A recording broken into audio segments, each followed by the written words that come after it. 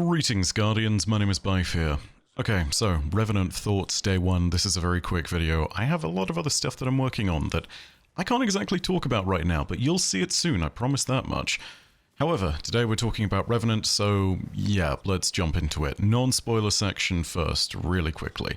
So, this was about the size I expected. 3 to 4 weeks worth of content, each of which is about 30 minutes. Yeah, that roughly totals about 1.5 to 2 hours for most people. As a 3-week thing spaced out, I feel like this would have felt terrible, to be honest. Especially because I can foresee a world in which one of those weeks was just picking up papers and talking to some vendors as far as the actual meat of the story content was concerned. The change on day 1 feels different for sure, but the question is incomplete for the moment, because I think we need to feel out whether this is going to be better by day 1 of the second month. This change in narrative format is going to be a big experiment, so let's see how it goes. There is one bit to it that I really want to render thoughts on, though, and that's that I've been hearing a lot of people saying that Act 1 in its totality felt short or as though it had less content, and to the latter, maybe not, but to the former, yeah, I would expect so, because, well, yeah, it's all been pushed into a single week, but it's also shorter because there are less steps of busy work between each moment.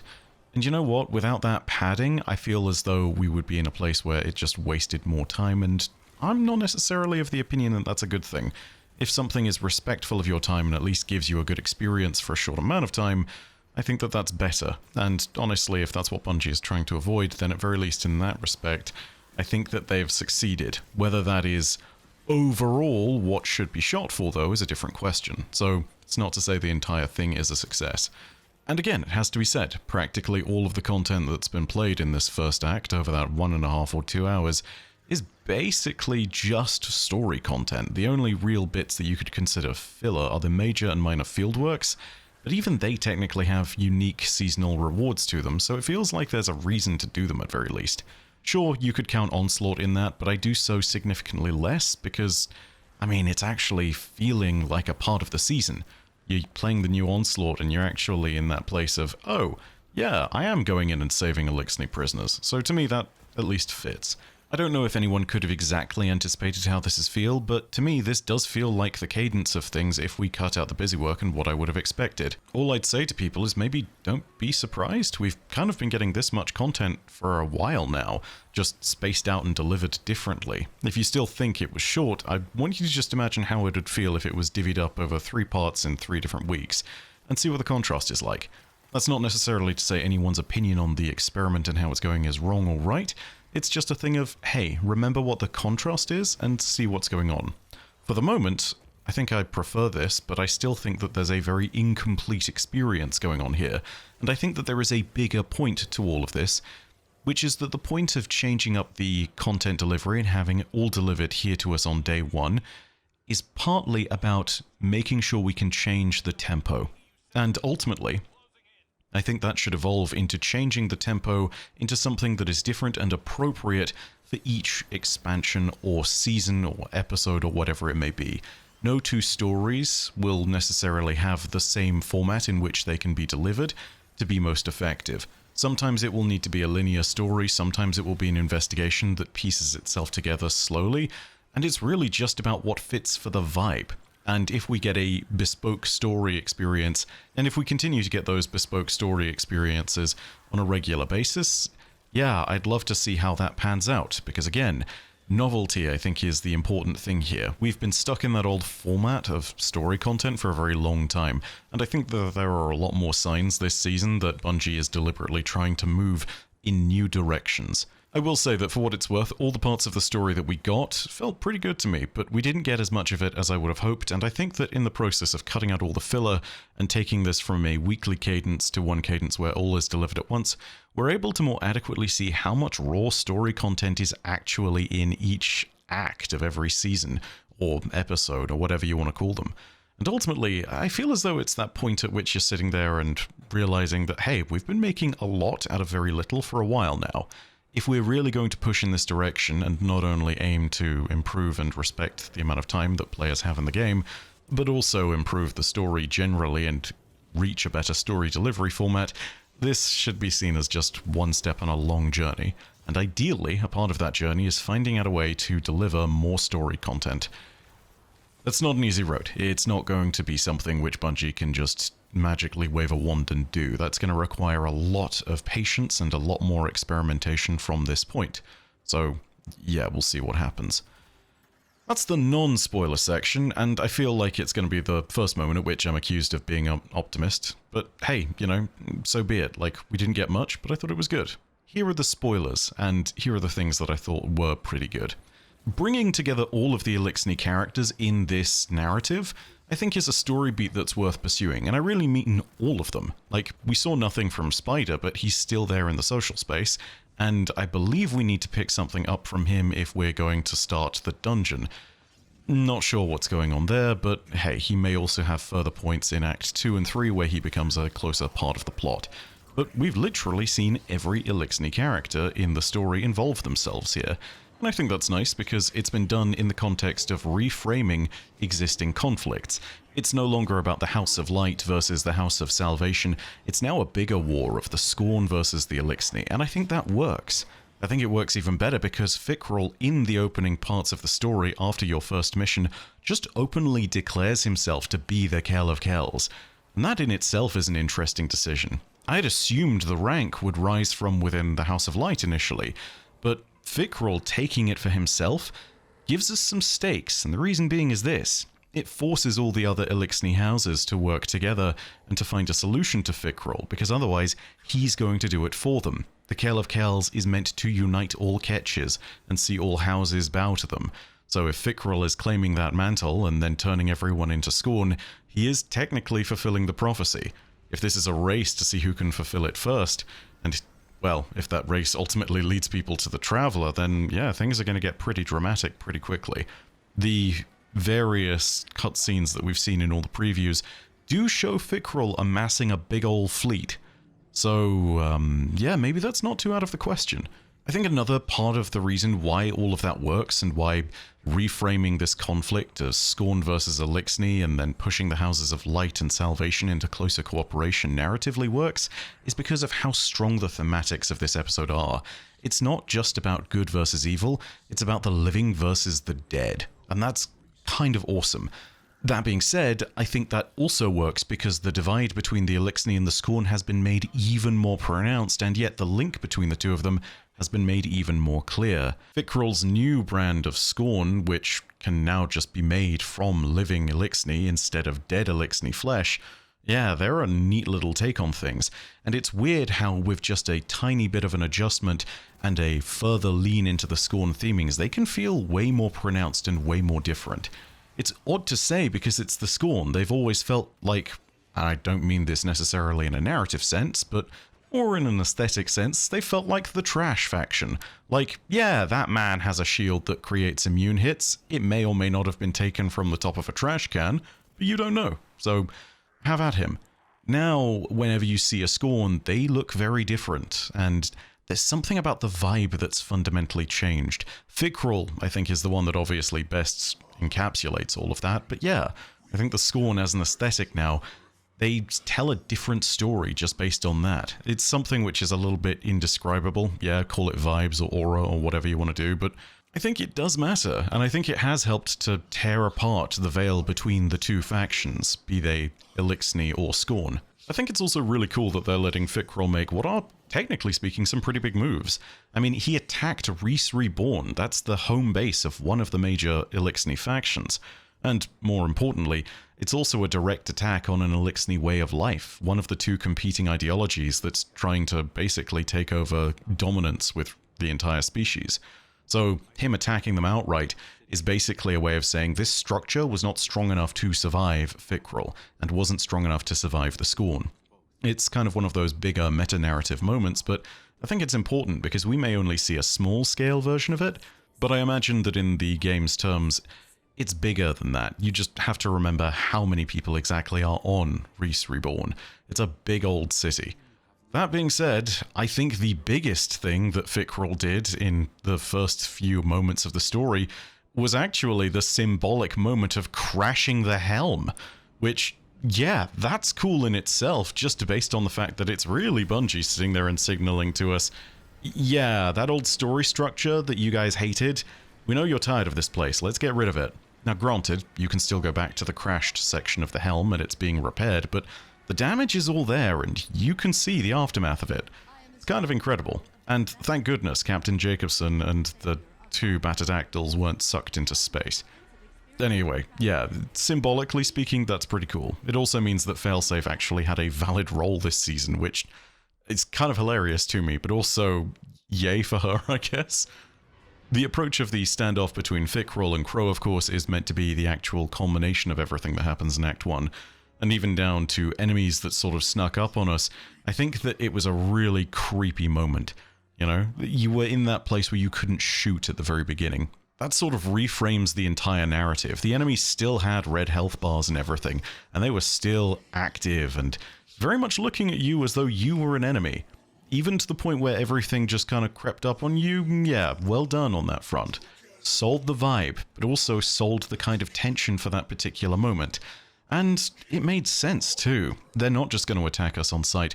There is an actual reason for Fikrul to want to talk to Crow, or Uldren as he would call him. So yeah, it didn't feel contrived, it felt like there was a good reason for it.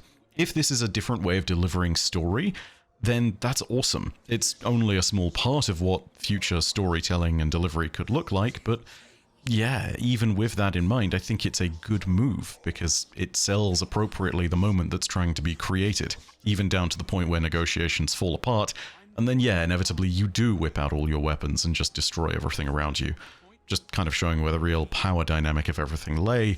When Fikrul has left the picture, we are suddenly the most powerful things in there again. And, well, the intimidation factor winds down a little bit and we free some more prisoners. I'm very interested to see where all of that part of the story goes in the future. I imagine that there's some circumstance by which he's going to end up redeeming himself. That being said, the biggest thing that I think I really want to look forward to is actually nothing to do with Fikrul, it's to do with Mithrax and Nezarec. Because technically, Nezarec is not the main villain of the season, and yet, there's an incredible direction that's being trod there. It sounds bad to say it, but I kind of hope that Bungie does take the bold move and commit to Mithrax being dead. If he does become an Eliksni Guardian, I consider that a little differently, given that at that point, literally, he will have no memories of his past life. He will functionally be a new character, just as Crow was to Uldren. And that will brew even more with story expectations, as Eido has to come to grips with the fact that her father is gone, but he's still kind of in front of her. That has its own set of ramifications. But yeah, if there is a meaningful death for Mithrax, or something that is tragic and full of consequences, that bodes really well for the weight and respect that Bungie is showing these characters. And I also think there's a really cool set of potential future consequences with what might happen with Nezarec there. Because Nezarec's story is getting some potential continuation, and not only is that a really cool possibility, but I think it also applies to the wider world of Destiny. Nezarec is an idea. I don't know if you can necessarily kill him, and what's even cooler about that is it means that he can potentially go on scheming for a very long time. Nezarec is an enemy that is worthy of more than just a raid. I think Nezarec is a DLC-worthy villain. Trying to kill nightmares is... I mean, we've done that poorly in Shadowkeep, I think, because at the end of the day, it really was not about the nightmares in their totality. It was much more about the pyramid. But actually going on and destroying the idea of fear itself as a DLC, that's a cool theme, and I hope that Bungie gets to sit there and really flesh him out. If Nezarec gets the chance to become the next Savathûn and starts to reform himself slowly over time, if we get to see interactions with entities from the cult of Nezarec, yeah, there's some really cool story stuff with him on the horizon, and I hope that keeps getting built out. It's definitely not the most important thing of the season compared to Fikrul and the Echo, but I mean, heck, it's still goddamn cool. I also have to give a massive shout out to the fact that for this episode, our vendor space is in the Last City itself, which I have been asking for years. The narrative consistently is about us protecting the people of the Lost City, and yet we've always been up in the tower, or in the helm, and we've never been down in the streets with the people. I've been asking for something like this for years, and it's really nice to finally see it happen. It also means that we get to bring back this area from the end of Season of Arrivals, where it was the big market, but it had no people in it. Now it's full of people, and it actually feels like we're taking steps amongst those that we protect. That's awesome. It means that there's a closer connection to the reason why we're doing all of this. And yeah, it's filled with Eliksni this time, but that makes sense, because this is an Eliksni season, and the Eliksni have a place in our city. Now, will this last forever? I don't know. I don't think so, to be honest, because again, this seems like another seasonal space, just as the Eliksni Quarter has been in the past. However, it does give me hope that future social spaces will be set on, say, the Dreadnought, or somewhere else that is relevant to the narrative. I don't know what's going to happen in the future, but that does get a, hey, that's neat. In totality, though, I think there is one big takeaway from everything, which is that whilst everything we got was good, it's going to be a big moment of adjustment. Bungie cut out the filler and gave us all the story content in a single week, which is a big swing and a big change. Perhaps the first lesson from all of this is about the importance of novelty in storytelling. Call Revenant what you want, but so far the story didn't feel as formulaic as it had in previous iterations, but it also did not feel as big and expansive, and that is inevitably because of the time factor. I am gonna go ahead and throw this out there. For everyone who has sat and complained about the idea of having a time-gated story, this is the alternative. We are experiencing it now.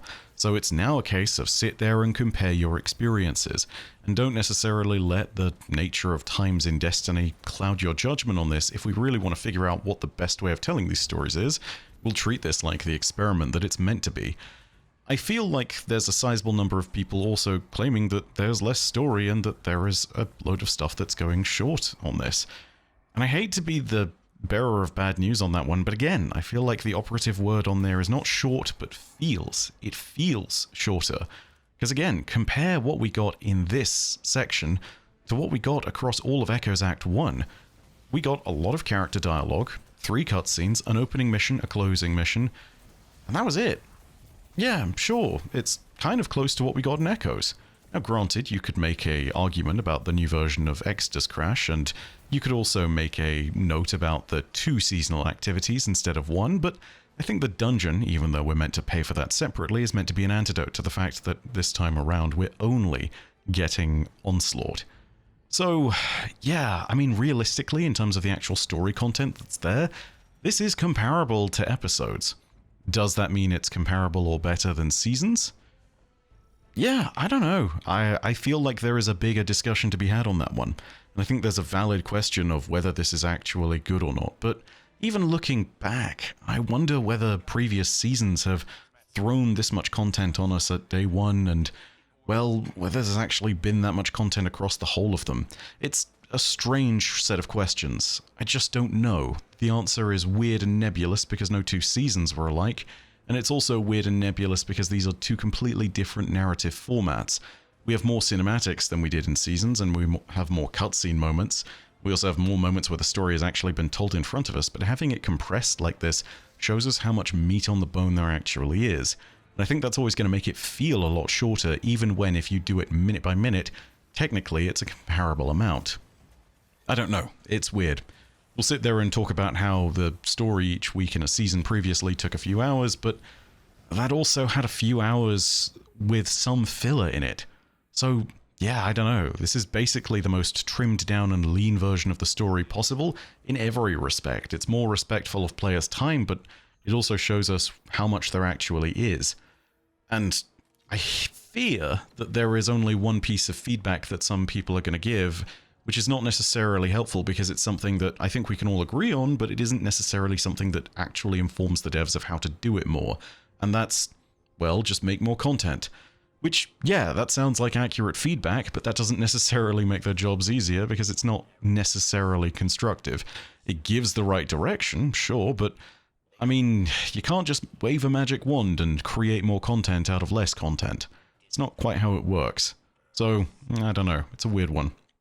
The evolution of Destiny's story continues and, well, let's continue to be stewards of it, I suppose, and to guide it where we can. That being said, let me know what you thought down below in the comments section. I need to get back to work on other things. I will be around. I'm going to see if I can get stuff done on the dungeon when it comes out on day 1, but no promises on that one. You would probably be served better by watching people who are doing it on Twitch. I will try my best to get the story out to you guys and to explore it as thoroughly as I can, though.